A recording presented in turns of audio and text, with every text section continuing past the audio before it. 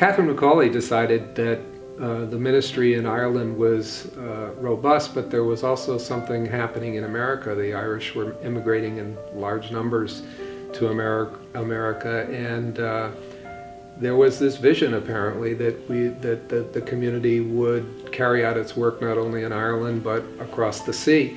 So Catherine sent her, I guess, first lieutenant, whatever you want to call her, Frances Ward, to America, to Pittsburgh. They were met in New York by the new Bishop of Chicago, William Porter, and he supposedly wanted them to spare a couple sisters to take with him to Chicago when he was going out there.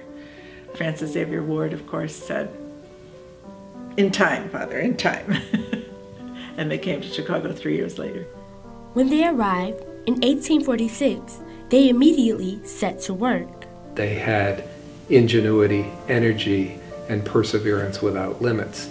And that spirit is what made them leave Ireland, come to the U.S., leave Pittsburgh, come to Chicago, and establish the first hospital in Chicago, establish St. Xavier Academy, establish the first orphanage in Chicago, all within the first 10 years they were here, and some of them didn't even live those 10 years to see the fruits of their efforts. The Academy's origins were something of a surprise.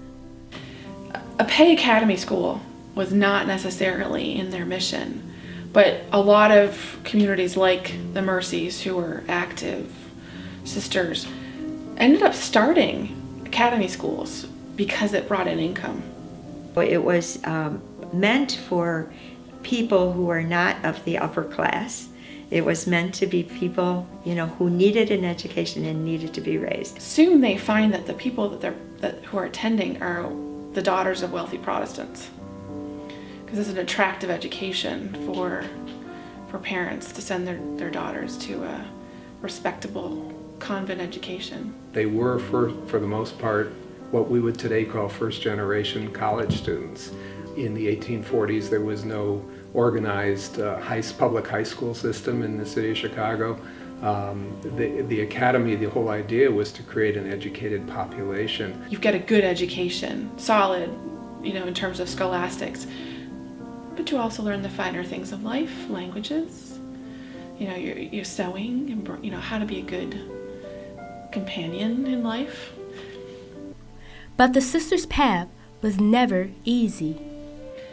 You got to think about Chicago in 1846. It's the frontier. There's no streets really. I mean, there's streets, but there's not paved. There's sidewalks or boards.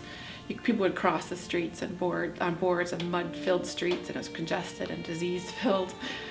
Their life must have been very hard. I mean, there were 5 sisters that came with Frances Ward. The majority of them, I think it was 4 out of the 5, were dead within 5 years from cholera because there was no decent water treatment facility in Chicago. In addition to disease, the sisters also confronted hostility from Chicago's largely Protestant community. In that time in the United States, there were many people who were averse to Catholics. Protestants largely don't know what to expect of Catholics. I mean, they're Irish. The ones that they're encountering in the 1830s and 40s, they're largely poor Irish, Germans. They're not educated in the same way.